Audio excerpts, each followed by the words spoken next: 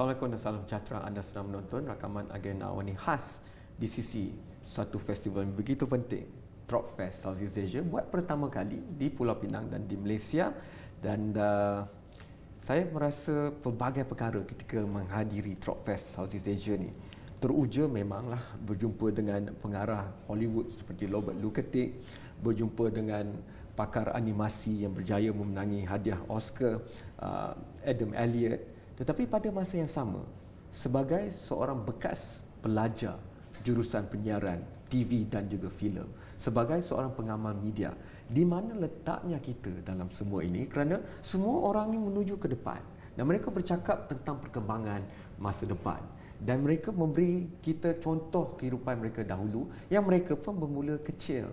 Mereka bermula dengan berhutang dengan tempat mereka belajar, mengeluarkan filem dengan menghantar surat tanpa rasa malu kepada semua orang, gunakan duit orang untuk hasilkan filem pendek mereka. Tapi filem pendek itu membuka kejayaan ataupun kunci kejayaan mereka di Hollywood misalnya.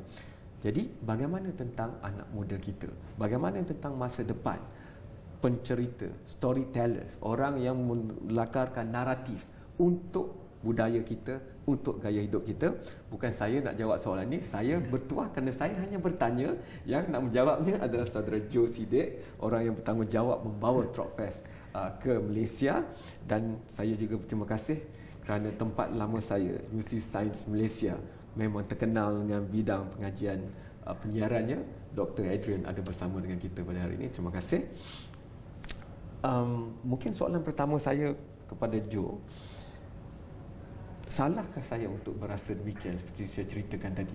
Kerana kalau saya teruja dengan pelbagai orang hebat yang Joe bawa melalui Tropfest Asia ini, soalan yang selalu ada untuk melawan segala rasa keterujaan itu, di mana kita?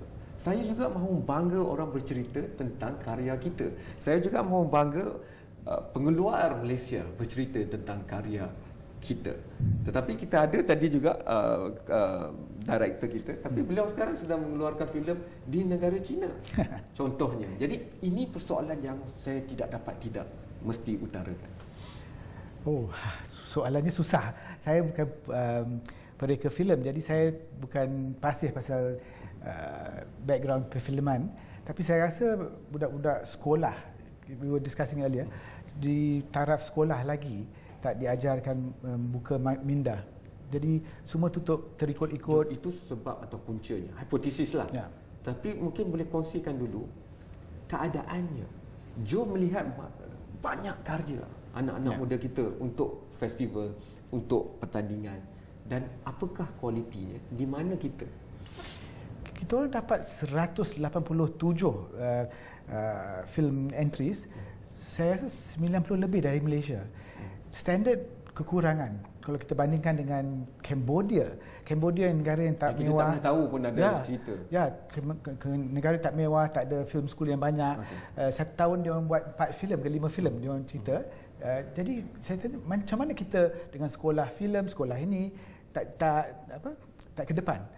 Standard boleh tahan saja, tapi dalam masa dipilihan daripada 10 juri-juri dari Asia Tenggara, 6 filem Malaysia termasuk dalam final, tapi tak ada filem Melayu.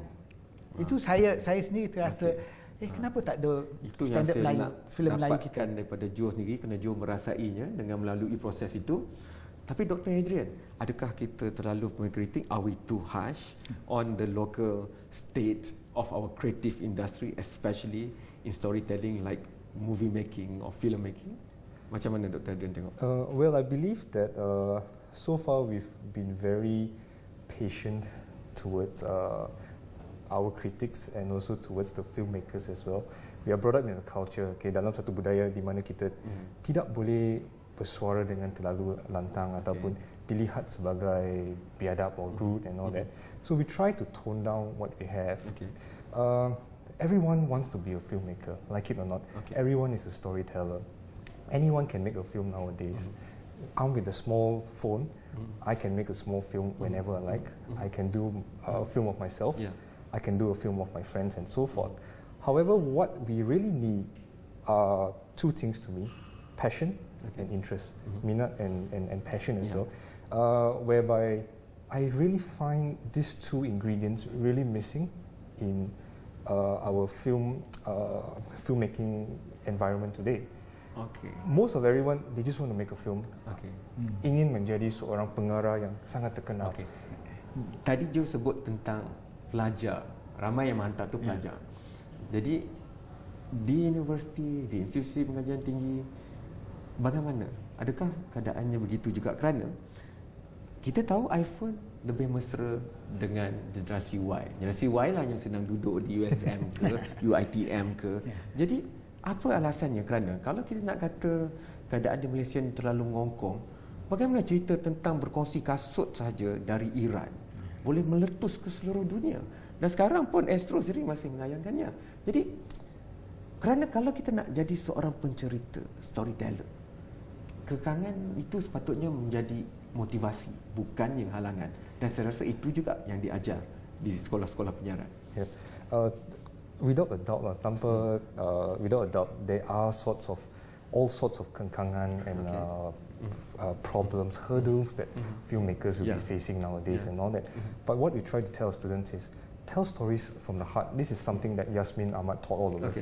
Tell stories from the heart, what you love to do, what you want others to see as well, what society may want to see. To her, she didn't care about what others might think. But what she cared about what she wants others to see, her point of view, her thoughts, her passions and so forth, which I try to really tell my students. We also need to break away from the, I'm in university, saya perlu mendapatkan A saja. Saya bukan di sini untuk membuat filem, saya bukan di sini untuk mencari pengalaman. Tetapi saya takut untuk fail, saya takut untuk gagal dalam mata pelajaran ini. Bagaimana saya akan how am I going to face my parents if I get 2.01 CGPA, for example? But I made such a fantastic film. Okay. I think we need to overcome this. I think the first hurdle is inside the mind. If we can overcome that hurdle and tell people that, look, it's your passion, it's your minat, go for it, go forward. And we have students who have come out from that as well. They break free from that and they really move forward. Cuma kita mahukan itu dalam bilangan yang lebih besar. Mereka adalah arus perdana mainstream, bukannya alternatif. Itu yang saya nak bincangkan. Saya perlu berhenti pertama. Tetapi apabila kembali nanti, saya nak lompat pula, nak masuk sebelah generasi Y ni. Kerana saya sentiasa bercakap dengan rakan-rakan saya di pejabat, saya ni Gen X tapi sebenarnya hati saya Gen Y dan fikiran saya. Jadi mari kita tengok dekat kekangan itu. Adakah ia betul-betul menyebabkan kita tak boleh berkarya? Kita akan cuba berfikir sebagai Gen Y. Kerana saya merasakan itulah tujuannya festival filem pendek di mana pun di dunia. Orang yang buat filem pendek ni orang yang mengalami paling banyak kekangan berbanding dengan orang yang buat filem cereka atau filem yang lebih panjang, kerana mereka ada studio dan sebagainya. Tapi orang buat filem pendek ni kadang-kadang terpaksa berhutang dengan mak bapak dan sebagainya. Itu kita bincangkan selepas ini kerana kita bukan nak berkritik saja, tapi kita cuba mencari penyelesaian terutamanya kepada generasi Y di Malaysia selepas ini.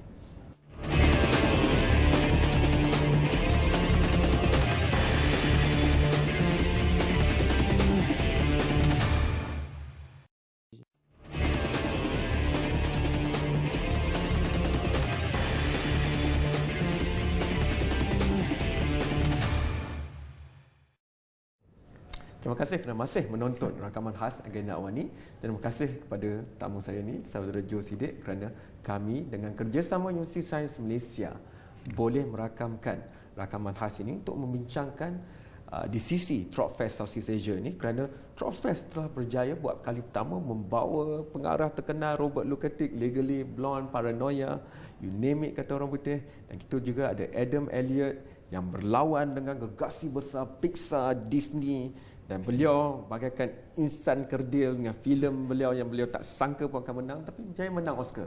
Mereka memberikan pengalaman, tapi itu saja tidak akan boleh kerana dia seolah-olah melemparkan api di atas air dan dia tidak akan terus semarak.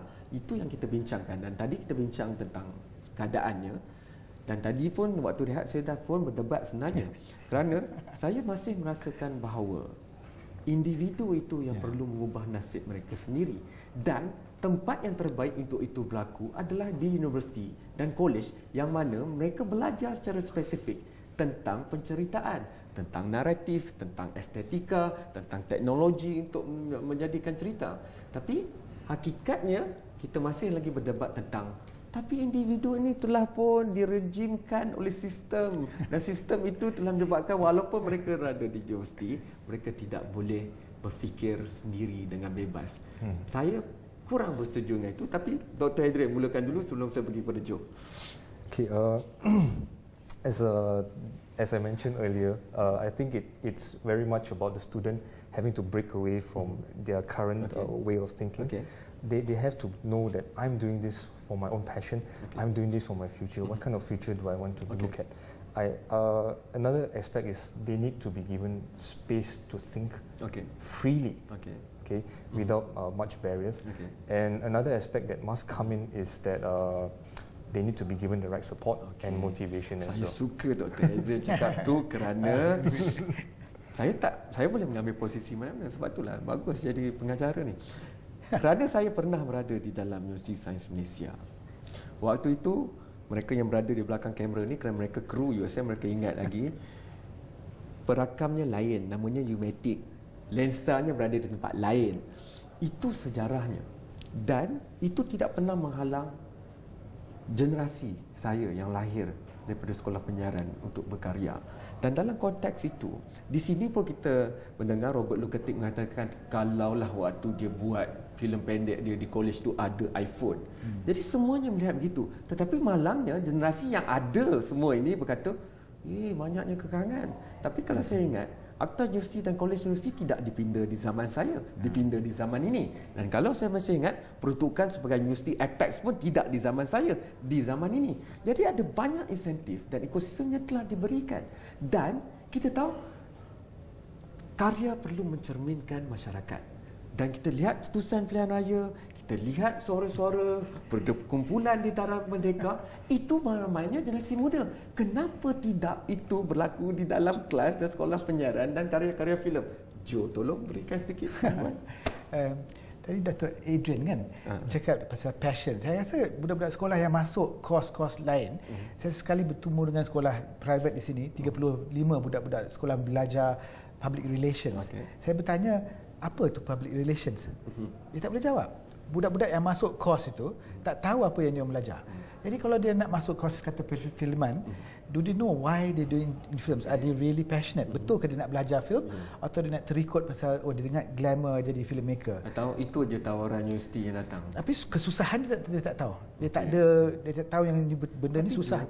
Zaman dulu pun bukan semua memilih pasangan sendiri untuk berkahwin. Mak bapak ditentukan. Tapi tak bermakna mereka tak cinta dan lepas tu berkekalan sampai ada anak cucu. Titik itu soalnya. Kita perlu ada satu ekosistem di mana walaupun mereka mulanya tidak memilih bidang penyiaran dan penceritaan, tetapi bila berada di dalamnya, mereka sepatutnya teruja. USM ada kamera 35mm. Mana nak cari filem kat Malaysia macam tu? Contohnya. Dan saya dengan itu pun saya dah cukup teruja. Apatah lagi bila saya boleh membakar tayar dan kayu dan melakukan adegan demonstrasi di depan rancangan pengajian. Waktu itu tak ada rancangan sekolah lagi, masih unit pengajian komunikasi. Jadi itulah yang saya rasa Dr. Adrian mahukan. Mungkin kalaupun tidak semua, katalah 34 orang satu sesi yang masuk pada sekolah penyiaran, takkan 3 atau 4 daripadanya tidak boleh melakarkan itu. Kerana kalau 3-4 daripada satu universiti keluar, kita sudah ada beratus di Malaysia ni. Actually, we do produce quite a number of passionate filmmakers. If I may quote, or rather, if I may name one, we have this individual named Gary, or Gary Chong. He does things by himself. You don't give him things, he will look for it. This is called initiative, which people must start to have and not expect things to start falling down on their laps. And they have no camera, they say, oh, I have no camera. I can't do anything then. Forget it. You know, that's the attitude that many people have. But this guy, like Gary, who reminds me a lot of myself, he will say, all right, if you don't have a camera, I'll go and find one. I'll go and borrow one. I'll go and buy one. I'll work and then I'll get one. And I'll make sure that whatever happens after that serves his best interest as well. So ultimately, he takes the initiative. He understands what needs to be done. Okay. And in USM, I'm happy to say that what we push for is theory plus practical as well. Okay. They must understand theories. They must understand the contextualizations to in society as well, what goes on in society as you're mentioning, and then bring it onto the medium of film or TV or broadcast for that matter. Yeah. So this individual, Gary, very simple guy, brilliant ideas. He goes out, he says, zero budget, never mind, I'll borrow something. I'll get these guys to help. I'll do it simple, right? And he has gone all over. He has gone all over the world, winning at film festivals. He opened his own production house, and he's in everything. Everything he touches turns to gold, and we are so proud of having him.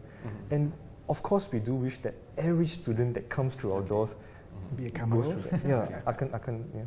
Joe, tujuan saya bukanlah saya nak merendahkan, tapi kita kena mengakui hakikat itu, kerana itulah tujuan Tropfest. Yeah. Mungkin mereka kekurangan idola. Tengok kiri, tengok kanan, tak nampak. Tengok ke Hollywood, ramainya. Tengok Australia pun ada. Jadi mungkin Tropfest boleh mendekatkan perkara itu. Kalau saya boleh berjabat tangan dengan Robert Luketik, tidakkah itu satu inspirasi yang besar? Kalau saya berusia 21 tahun misalnya. Dan inilah antara kelebihannya. Ada sesi Tropfest ni. Tak, sesi rough cut. Ya, bahasa orang-orang yang ternama ni datang membincangkan cerita sendiri dia orang, walaupun dah jadi Hollywood director, dia cerita kesusahan nak ke perjalanan itu saya jadi inspirasi. Saya dah 55 umur, I'm so inspired by the stories that these people tell about their journey. So I find that Malaysians need, like you said, an idol or an example, but because our examples are horror, horror ataupun seram atau gangster. So semua orang ingat itu atau cerita love story. Dia sayanglah dia orang tak ada examples. Tapi pasal tak ada banyak indie or art films in Malaysia that's accessible for the public. Kebanyakan kalau ada film festival indie or art, dia peserta-peserta semua datang only the art lovers. Ya, budak-budak sekolah tak datang. Okey. Itu yang saya suka ni, kerana kat sini konflik itu adalah kudapan atau bahan makanan untuk pengkarya. Dan dalam rough cut ni pun ada konfliknya, kerana kita ada pengarah terkenal Singapura mengatakan, Malaysia ramai bakat, saya separuh saya punya kru semua daripada Malaysia, saya punya cast pun separuh daripada Malaysia, dari Malaysia. Itu saya perlu berhenti dulu untuk tahap kedua, kita turunkan sikit suhu ni, dan lepas ni kita nak menuju ke suatu jalan penyelesaian. Dan saya berpendapat bahawa saya nak duga pandangan kedua tamu saya ini, iaitu lupakan semua masalah ni, mulakan muka surat baru. Sekolah penyiaran, terutama yang ada filem dan televisyen, boleh mengatakan bahawa ya, kita ada garapan teori dan praktikal, tapi masukkan satu lagi sisi yang macam ni, bekerjasama dengan industri, mengadakan perkongsian pintar, ada pendedahan sejak tahun pertama lagi untuk melihat bagaimana sebagainya. Itu kita bincangkan selepas ini, kerana kita mahu mengangkat idea untuk menyemarakkan industri naratif dan kandungan kreatif kita selepas ini.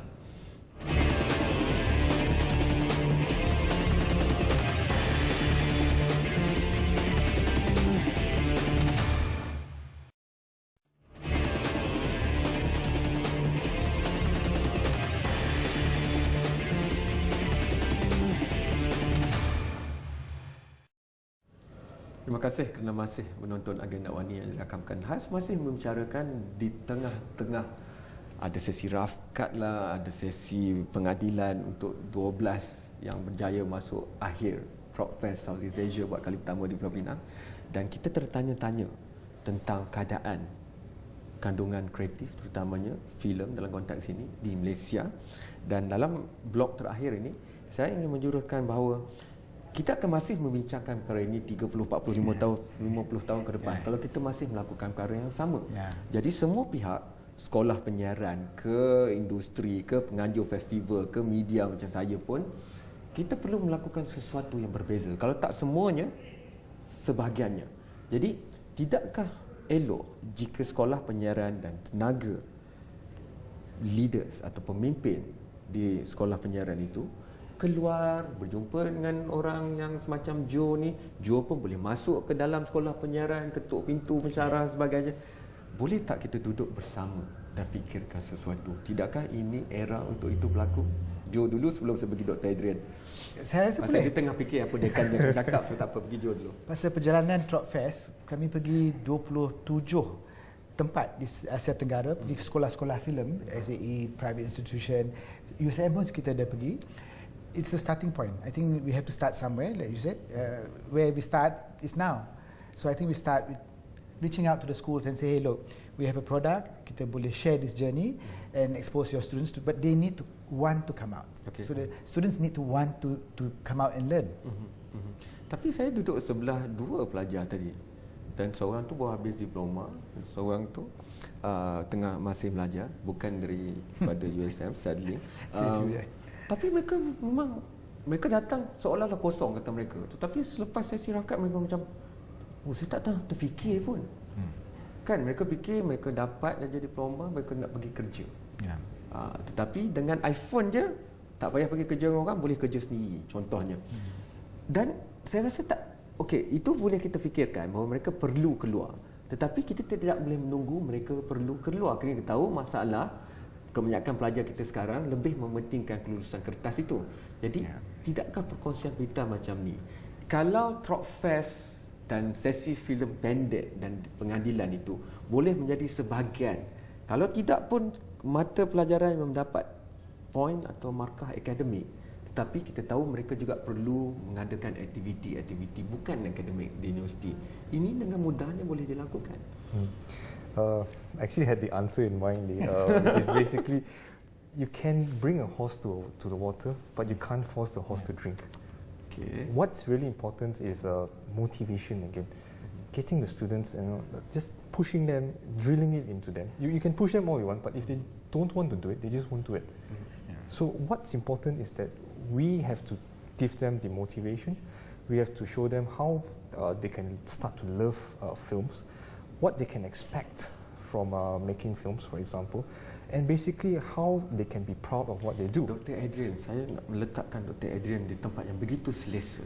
Saya nak minta Dr. Adrian letakkan penarafan dalam aspek kegarahan dan minat tu. Sekarang ni pelajar-pelajar yang Dr. Adrian ada, kalau minat dan kegarahan, passion and interest, that's very high, is maximum 10, 10, dan paling lemah 1, di mana pelajar-pelajar Dr. Adrian? Okay, I would say since I came back, Dia baru pulang lah, caveat 2012, okay. I would say between okay, to look at it this way, when they first come into the program, they don't know anything, and they're like, oh, why must I do this? So much of work. And then we don't force them, okay? We encourage them to come up with proposals and ideas and all that. And then they come very happy, proud with the ideas and proposals and all that. And then they think it's basically it's normal to think that it's the best idea in the world. And then they come and I say, no, go home, think about something else, and come and see me again. Itu macam draft pertama lah, first draft. And after that, I'm lucky that my car doesn't get scratched or my window gets broken and all that. Tak apa, boleh naik basikal kat yourself. So then they go home, and then after that, I think it helps to start generating the thinking process as well. And then they come again, and then they say, look, doctor, this is what I have. I say, no, maybe think about it again. And then they go home again, and then they come back again, and then they say, okay, this is what we have. And then I said, this is really brilliant.